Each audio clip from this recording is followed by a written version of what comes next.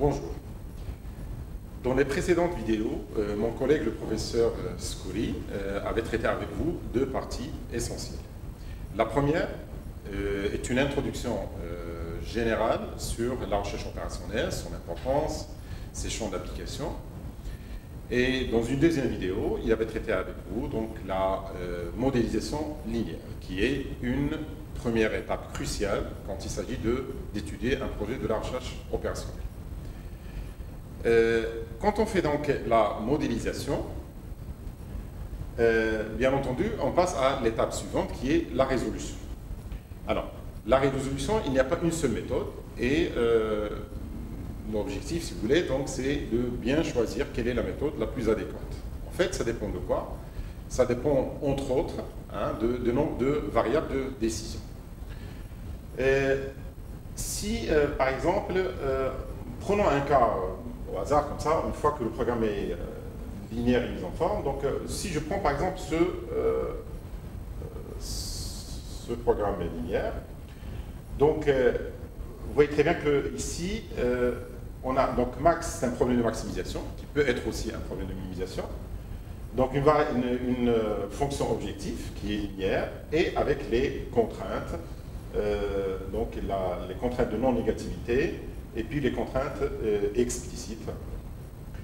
Bien, alors, en fait, le choix de la méthode de résolution dépend du nombre de variables de décision, à savoir, si j'ai par exemple deux variables de décision, la meilleure c'est la méthode graphique. Pourquoi? Parce que c'est simple de tracer, donc ça se font des droites, des demi-plans, etc. Et donc la conception n'est pas vraiment difficile. À la limite 3, puisque graphiquement on peut imaginer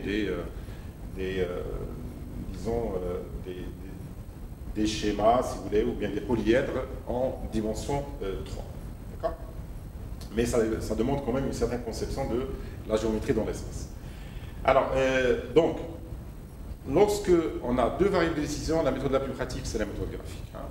Alors, deux ou plus de ça, donc on a aussi la méthode de simplex. Donc, pour aujourd'hui, nous allons traiter la méthode graphique. Grosso modo, j'ai pris ce programme linéaire au hasard, d'accord? Pour la résolution, qu'est-ce qu'on fait? En fait, ce qu'on fait ici, c'est quoi?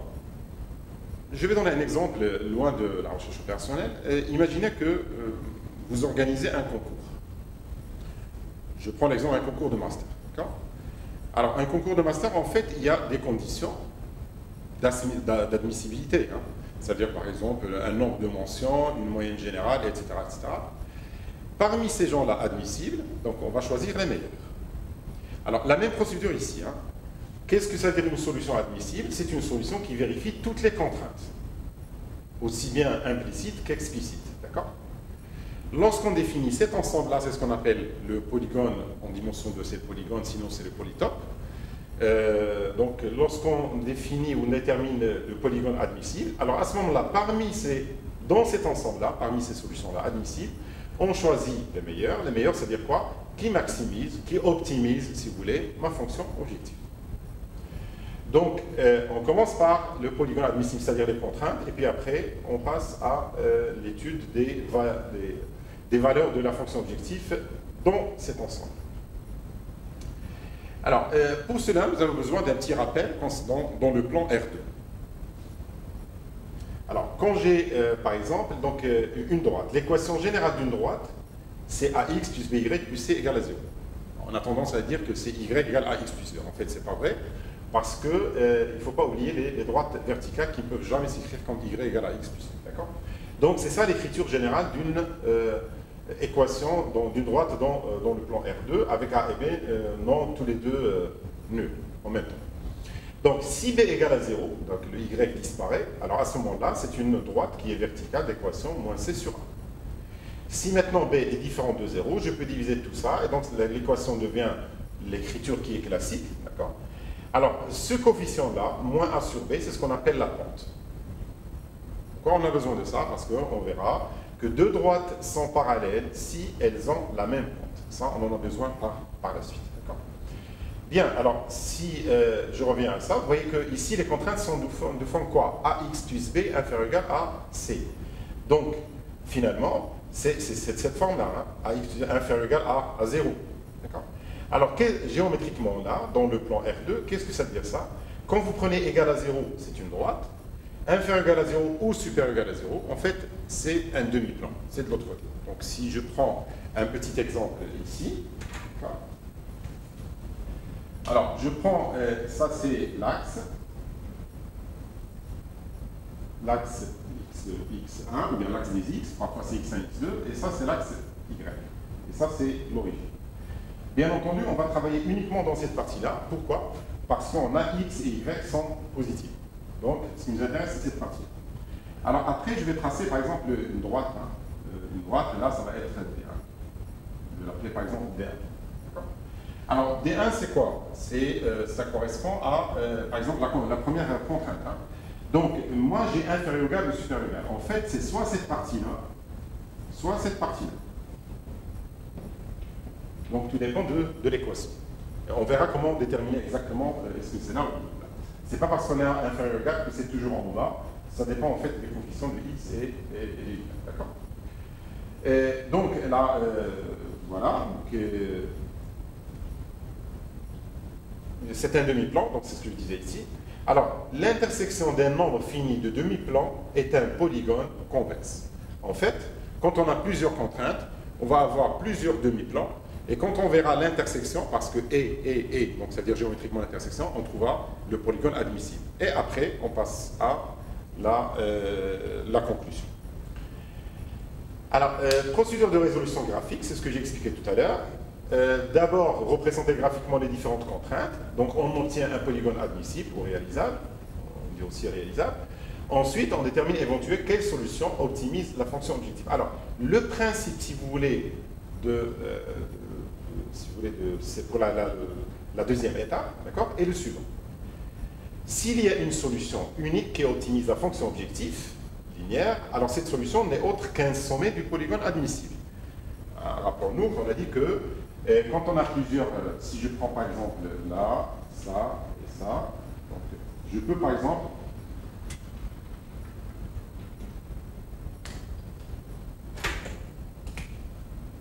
imaginons par exemple qu'on tombe sur ce graphique, sur ce polygone admissible. Le principe, si vous voulez, le théorème, qu'est-ce qu'il dit? S'il y a une solution unique, elle ne peut être qu'un sommet. Voici les sommets du polygone. S'il y a plus de solutions, alors au moins deux solutions sont des sommets adjacents. Adjacents, ça veut dire qu'ils sont sur la frontière. Ils sont successifs sur la frontière. D'accord? Ça et ça, c'est adjacent. Celui-là et celui-là ne sont pas adjacents parce qu'ils ne sont pas, tous les deux, le segment n'est pas sur la frontière. D'accord? Donc, voilà. Donc, finalement, s'il y a une solution unique, ça ne peut être qu'un sommet. Et donc, vous voyez très bien l'importance des sommets. S'il y a plus d'une solution, alors au moins deux sont des sommets adjacents. Celui-là, celui-là, ou celui-là, celui-là, etc. Alors, il y a un autre cas, c'est qu'il n'y a pas de solution. Alors, quand est-ce qu'il n'y a pas de solution, par exemple? Soit que l'intersection est vide, donc il n'y a pas de polygone admissible, ou bien, par exemple, je cherche le maximum et que ce n'est pas borné de ce côté-là. Ça veut dire que le maximum, mathématiquement, le maximum, c'est plus l'infini. Un des. Donc, en fait, c'est finalement, qu'est-ce qu'on retient de ça? C'est que la résolution graphique repose, après avoir déterminé le polygone admissible, repose sur les valeurs de z, de la fonction objective, sur les sommets. Et c'est ce qu'on fera par la suite. Alors, prenons un exemple, d'accord, sans trop tarder. Une entreprise fabrique et vend deux types de produits, P1 et P2, à partir de trois facteurs. Vous pouvez imaginer une pâtisserie, par exemple, et là, c'est des types de gâteaux avec des facteurs, de la farine, des œufs, etc. D'accord? Alors, trois facteurs de production, donc ce sont les ressources. Alors, qu'on note F1, F2 et F3. Elles disposent quotidiennement, donc je suppose que le problème est quotidien, donc journalier, d'accord? Elles disposent quotidiennement de 50 unités de F1, de 80 unités de F2 et aussi de 80 unités de F3. Ça, c'est un stock, si vous voulez. La consommation de la production en P1 et P2, d'accord, est résumée, si vous voulez, dans le tableau suivant. Comment je peux lire ça? Une unité de P1 nécessite une unité de F1, une unité de F2 et deux unités de F3, et la même chose pour P2. Alors enfin, donc, on a une idée, on estime que les profits unitaires pour la production de P1 et P2 est respectivement 400 pour P1, si vous voulez, et 500 pour P2. La question. Alors, il s'agit de quoi? De déterminer un programme de fabrication maximisant le profit global journalier de cette entreprise tout en respectant les contraintes liées à ses ressources. Donc, c'est voilà, un type de question, si vous voulez. Deuxième question, et là, on va tomber sur un cas un peu spécial, répondre à la même question en supposant que les deux produits génèrent un même profit unitaire de 400 dirhams. Les quantités de production étant mesurées en variables continues, par exemple en kilogrammes, en tonnes, etc. Donc, ce n'est pas des unités, des valeurs entières. Alors, la réponse est, on commence à répondre. Alors, donc, on va modéliser, donc, vite fait, notons par X1 et X2 les quantités respectives des produits P1 et P2 à fabriquer par jour. On montre aisément que le problème peut être modélisé par le programme linéaire suivant. Donc, vous voyez ici les profits. X1 et X2, c'est les quantités produites et vendues. Les Z, la fonction objective, il s'agit d'un problème de maximisation. Là, c'est les contraintes de non-négativité. Et là, c'est les contraintes liées aux quantités disponibles de F1, F2 et F3. D'accord? Donc, ce n'est pas difficile de retrouver celui-là par la modélisation linéaire que vous avez déjà vu avec mon collègue professeur Scouli. Très bien, alors, donc on avait dit qu'on commence par le polygone admissible. Alors, ça c'est un demi-plan, un demi-plan et un demi-plan, qui est délimité par l'égalité ici, la droite où on a l'égalité. Donc vous voyez très bien que dans la pratique, on commence par les droites. Donc la droite x1 plus x2 égale à 50, et là on a besoin de 2 points pour tracer la droite. La même chose pour la deuxième et la même chose pour la troisième. Si vous voulez, pour bien tracer ceci dans un graphe, dans un repère orienté orthonormé, donc là, on prend une échelle, par exemple, je propose ici, à 10 unités correspond 1 cm, et donc là, ça va être 5, 0, 0, 5, etc. etc. Très bien. Donc, alors, voici le graphe qu'on obtient, mais bien sûr, je vais l'expliquer tout doucement. Pour la première droite, voilà A1 et voilà B1. Donc en fait, ça c'est 50, hein. Avec l'échelle, c'est ça. Donc voilà la droite, on a tracé la droite D1. Donc essayez de voir, de regarder uniquement ce que je suis en train de vous montrer. D'accord? Bien sûr, on va travailler uniquement dans cette partie-là. C'est la partie où le X est positif, X1 est positif et X2 est aussi positif. Uniquement dans cette partie-là. D'accord? La droite D2 qui passe par A2 et B2 et la droite D3 qui passe par A3 et B3. Donc on a tracé les trois droites. Maintenant, qu'est-ce qu'il faut? Il faut déterminer le polygone admissible ici. Qu'est-ce qu'on fait? Alors, prenons la droite D1. Donc, on est déjà dans cette partie-là. La droite D1, elle passe par A1 et B1. Et qu'est-ce qu'on a en fait dans la contrainte? On a inférieur ou égal à 50. Alors, la meilleure façon, c'est quoi? C'est par exemple de vérifier avec un point, sans trop se casser la tête. Hein. Est-ce que c'est la partie en bas ou bien en haut? Alors, vous voyez ce point-là, c'est quoi? C'est l'origine, c'est 0, 0. Quand je reviens à mon inéquation, d'accord? Quand je remplace 0, 0, vous voyez très bien que 0 est inférieur ou égal à 50, donc c'est bien vérifié. Ça veut dire quoi? Ça veut dire que 0 est dans la bonne région. Et donc, la région qui m'intéresse finalement ici, c'est quoi? C'est la région qui est en bas de la droite D1. En bas. Je fais la même chose pour la droite D2, la partie en bas, et la droite D3, aussi la partie en bas. Je vérifie pourquoi? Parce que pour toutes les trois, regardez, contraintes, si je remplace x1 et x2 par 0, elles sont bien vérifiées. Et donc 0 est une solution admissible finalement. Hein. L'origine est une solution admissible.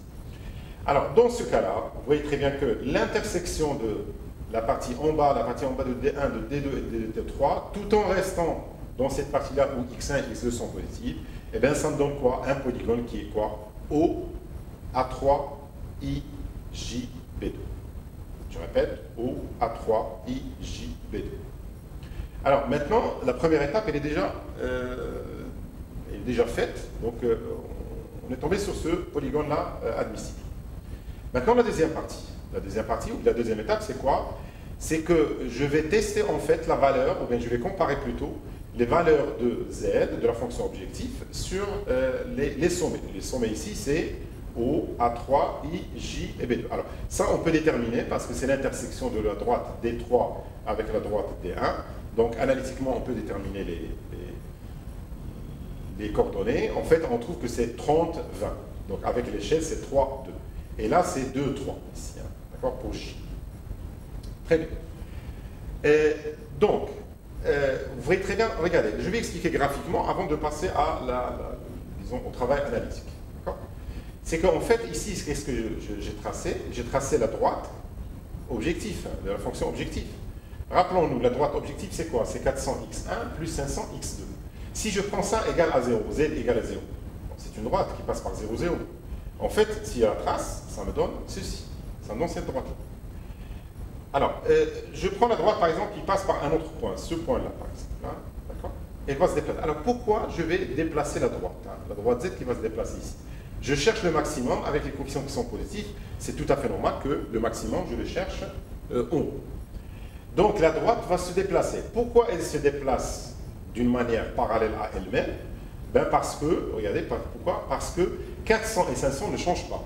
Et donc, la pente, c'est quoi? Vous voyez très bien que c'est moins 500 sur 400, et donc ça veut dire que c'est égal à, c'est quelque chose qui va rester constante. Et donc, lorsque la valeur de z change, bien sûr, cette droite-là va se déplacer, bien sûr, elle va changer, mais elle va se déplacer d'une manière parallèle. Elle se va d'une manière parallèle, en fait, regardez, ça, la droite z égale à 0, z égale à 12 000, z égale à 20 000, elle passe par ce point-là, B2, d'accord? Alors, vous voyez la distance entre I et cette droite-là, et J et cette droite. J est plus loin. Donc, quand je vais déplacer ma droite Z, je vais pouvoir passer par I avant de passer par J. Qu'est-ce qu'il dit le principe? Il dit que c'est un sommet. Et donc, vous voyez très bien que graphiquement, on voit très bien que c'est J. C'est un point unique où J, où la fonction objectif a atteint son maximum. Alors, on va essayer avec tout en respectant le principe de tout à l'heure, la proposition de tout à l'heure. Au A3IJB2, là vous avez très bien, donc ça c'est les coordonnées de chaque sommet, d'accord? Et là Z égale, voilà l'expression de Z. Je remplace x1, x2 par leur valeur et je trouve, voilà, ces valeurs-là. Bien sûr, le maximum ici, pour ce que je cherche, c'est un problème de maximisation. Le maximum c'est 23 000 et il est atteint au point J. Donc, alors, mathématiquement, on a la conclusion, la première conclusion suivante. Donc la valeur maximale de z est 23 000 et elle est atteinte en un point unique, d'accord, qui est le sommet J, hein, de coordonnées 20, 30. Très bien. Alors maintenant, là, si vous voulez, la prise de décision, en fait, hein, parce que tout ça, l'objectif, c'est quoi? C'est finalement, après, prendre une décision pour se lancer dans ce petit projet. Alors, la conclusion est la suivante. Le profit journalier maximal donc, est de 23 000 dirhams. Alors, ce profit est uniquement réalisé par un seul programme, un programme unique. N'oubliez pas qu'on cherche les programmes de fabrication. Il s'agit de quoi? De produire et vendre 20 unités du produit P1 et 30 unités du produit P2. Donc, voilà ma conclusion pour le premier point. Maintenant, passons au deuxième point. Dans le deuxième point, rappelez-vous que ici, on a dit qu'on suppose que le profit, d'accord, est le même, est 400. Et de P2 est le même que celui de P1. Donc, dans la deuxième partie de l'exercice toujours, de l'exemple, l'expression de la fonction objective est z égale à 400x1 plus 400x2. L'idée est la suivante, hein, avant de se lancer dans les calculs. L'idée est la suivante. Puisque je prends z égale à 400x1 plus 400x2, finalement, j'ai quoi? J'ai A, les coefficients de x et y, de x1 et x2 sont les mêmes. Donc, à quoi égale la pente? Égale à moins 1. Alors, cette droite-là, regardez, donc finalement, c'est une droite qui va être un peu inclinée, un peu en bas, d'accord? Elle va se déplacer d'une manière parallèle, hein? Donc là, donc la valeur, etc., etc. Mais regardez, quelle est la droite D1? La droite D1, quelle est sa pente? Oui, il y a 1, 1. Sa pente, c'est quoi? C'est moins 1. Par division de la pente. Donc finalement, elles ont les mêmes pentes. Donc ça veut dire quoi? Ça veut dire que cette droite, la droite de Z, ici, va être parallèle à droite D1. Alors imaginez vous déplacez Z d'une manière parallèle à droite D1, et après, une fois qu'elle atteint ce maximum, elle sera collée à quoi? À tout le segment IJ. En fait. Et donc là, puisque c'est linéaire, bien sûr, je ne dois pas m'éloigner, je dois rester toujours dans le polygone admissible, mais Z va être collé à la droite D1. Ça veut dire quoi? Ça veut dire que l'ensemble des solutions, c'est quoi? C'est tout l'intervalle IJ. C'est tout le segment IJ. Et donc, il y a une infinité de solutions lorsque les variables sont continues, bien sûr. Alors, voilà, alors on le teste analytiquement, donc vous voyez très bien qu'on a OA3. Alors, regardez, les contraintes n'ont pas changé. Donc ça va de soi que le polygone ne va pas changer aussi. Hein. Donc le polygone admissible reste inchangé également. Donc on va directement au tableau pour comparer les valeurs de Z. Là, voilà, donc en remplaçant, donc on trouve 16 000, 20 000, etc. Alors qu'est-ce qu'on remarque ici? 20 000, 20 000. Donc là, c'est le deuxième point dans le principe de tout à l'heure, la proposition de tout à l'heure. C'est qu'on a deux sommets adjacents, I et J, sur lesquels la valeur maximale est atteinte, 20 000, 20 000. Donc, alors mathématiquement, je peux tirer la première conclusion suivante. La valeur maximale de Z est de 20 000. Elle est atteinte en deux points sommets adjacents, donc I et J. Voilà les coordonnées qui sont différentes, d'accord? Vu que la fonction objective Z est linéaire, bien sûr, elle ne va pas être collée uniquement à I et J, mais tout le segment, tous les points. D'accord? Elle aura la même valeur de 20 000 sur tout point du segment IJ. La conclusion, c'est quoi? Puisque les variables de décision sont continues, on a dit que ça peut prendre des valeurs non entières, avec des virgules, par exemple, l'ensemble des solutions S est infini. Donc, on a une infinité de solutions ici. Quelles sont ces infinités de solutions? S, c'est quoi? C'est tout le segment IJ. D'accord? Graphiquement, c'est ça. N'oubliez pas que le segment IJ, il est dans la droite. D'accord? Alors, maintenant, on va faire la conclusion pour notre problème. Lorsque le profit unitaire du P2 est aussi égal à 400 dirhams, le profit journalier maximal est de valeur 20 000 dirhams. Ce profit peut être réalisé par une infinité de programmes de fabrication. Une infinité, je l'ai bien dit, une infinité. D'accord? Alors, X1, et bien sûr, je remplace X2 par 50 moins X1. D'accord? Alors, finalement, je peux prendre, par exemple, regardez, si je prends X1, c'est égal à 20. Là, je vais avoir 30, donc 20, 30. 20, 30, c'est quoi? C'est le point J. Si je prends, par exemple, X1 égale à, je ne sais pas, donc 25. 25, donc ça veut dire que ça va être 25, 25. 26, donc c'est 26, 24, etc., etc. Donc, en fait, si n'importe quelle valeur X1 continue, n'oubliez pas, entre 20 et 30, d'accord? Je la remplace ici et ça me donnera un programme de fabrication. Récapitulant, si vous voulez, l'essentiel de cette vidéo, la vidéo d'aujourd'hui, c'est que la résolution graphique, qui est très pratique lorsqu'il s'agit de deux variables surtout, de décision, elle consiste à quoi faire la résolution? À d'abord tracer le polygone admissible. C'est un polygone qui est convexe, d'accord? Et c'est l'intersection d'un nombre fini de plans. Quand j'obtiens le polygone admissible, je détermine les coordonnées des sommets du polygone. Pourquoi? Parce qu'après, dans la troisième et dernière étape, je vais comparer les valeurs de la fonction objective sur les différents sommets du polygone. Et puis, bien sûr, conclure, dans le sens où la dernière étape, c'est une étape de prise de décision. Donc, il y a une première conclusion, bien sûr, mathématique, une résolution mathématique, et puis après, une vraie, donc la validation, si vous voulez, des résultats obtenus, et donc une prise de décision. Alors, c'est tout pour cette vidéo. La prochaine fois, Inch'Allah, donc, on verra la deuxième méthode de résolution, qui est la méthode de simplex, et c'est une méthode qui est valable pour les variables de décision qui sont supérieures, nombre de variables de décision supérieur ou égal à 2. Merci de votre attention et à la prochaine vidéo, Inch'Allah.